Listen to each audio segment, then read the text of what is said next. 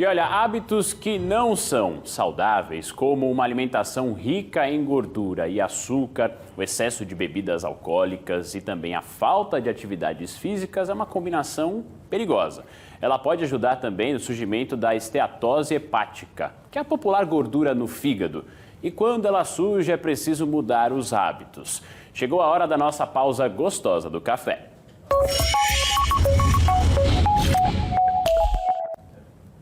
E para nos ajudar a esclarecer sobre detalhes sobre esse assunto, já recebo no estúdio aqui do Balanço Geral Alagoas o médico geriatra Alexandre Brito. Doutor Alexandre, bom dia, uma ótima quarta, um prazer recebê-lo mais uma vez. Bom dia, prazer é todo meu e vamos falar hoje de uma patologia muito frequente, hoje em praticamente todas as faixas etárias, né? Desde a segunda infância e adolescência e principalmente nos idosos. O que reforça a necessidade da atenção quanto a essa patologia. Mas primeiro, para a gente entender, o que é a esteatose hepática e como é que ela surge, doutor?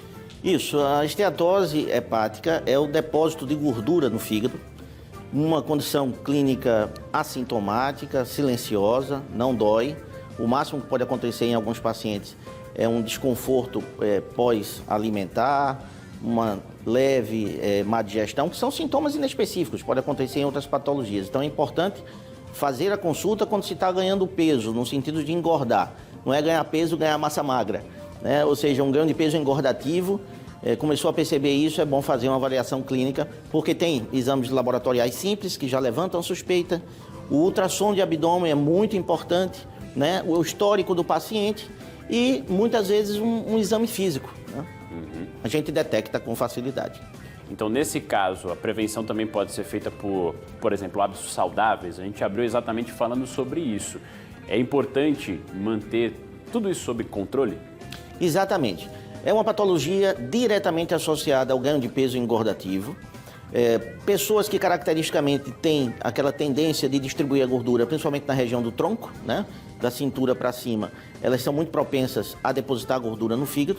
Não quer dizer que aquelas pessoas que têm a característica de obesidade global, que é de distribuir a gordura, não tenha também chance de ter a esteatose hepática. Tem possibilidade, só com uma possibilidade menor, né? É bastante conviver com a obesidade que o depósito de gordura ele vem progressivamente e, se não tratado com a mudança de estilo de vida, a mudança de hábitos com atividade física, controle do peso, uma ingestão alimentar equilibrada para evitar a subida de colesterol e glicose, ela é uma patologia diretamente relacionada a esses fatores. Aí vai esse depósito de gordura chegar a um ponto de inflamar o fígado, como a gente está vendo aí nessas figuras ilustrativas, né? Um fígado normal, né? Lisinho, com essa coloração característica de sangue, e um fígado com um depósito de gordura.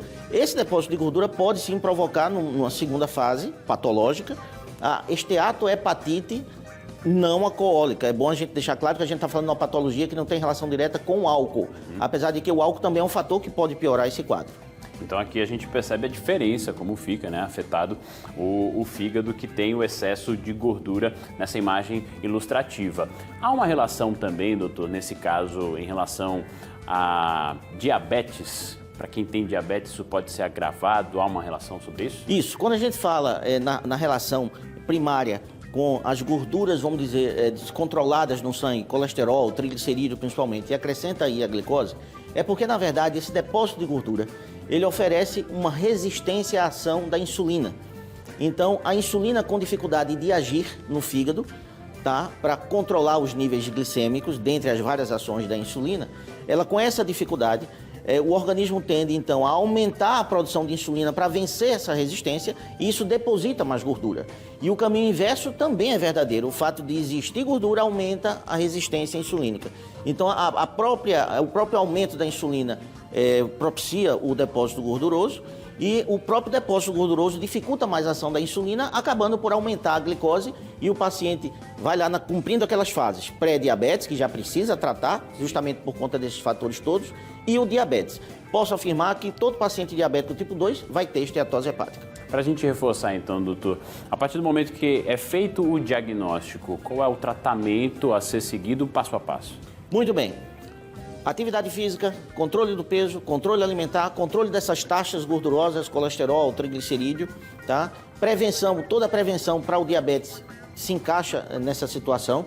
E em detectar o pré-diabetes, que está diretamente associado a esse quadro, já existe tratamento medicamentoso junto a essas medidas gerais para o pré-diabetes. Precisamos entender que o pré-diabetes é o diabetes no início, né? Então, alguns autores nos provocam até em dizer, olha, presta atenção no pré-diabetes.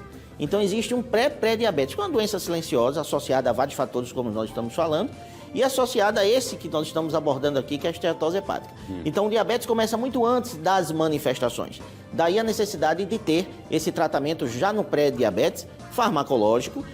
O tratamento também do colesterol e do triglicerídeo em determinados níveis que demandam o uso de fármaco. Esses fármacos indiretamente também ajudam na esteatose hepática para diminuir esse depósito e prevenir a esteatohepatite não alcoólica, que é quando essa gordura começa a inflamar o fígado. E aí pode trazer consequências muito piores, como a própria cirrose não alcoólica. É uma pequena parcela da população, que hoje em dia tem todos esses tratamentos, mas a gente precisa alertar. Esse caminho patogênico pode levar a cirrose hepática não alcoólica. A cirrose não só vem do alcoolismo. Ok, doutor, eu acho que ficou muito claro e a gente agradece. E esses cuidados básicos, inclusive, de alimentação saudável, práticas de atividades físicas, são muito importantes, não só para esse caso, mas previnem diversas outras doenças, outras complicações também. Quero lhe agradecer, ótima quarta-feira para o senhor, obrigado pela participação com a gente.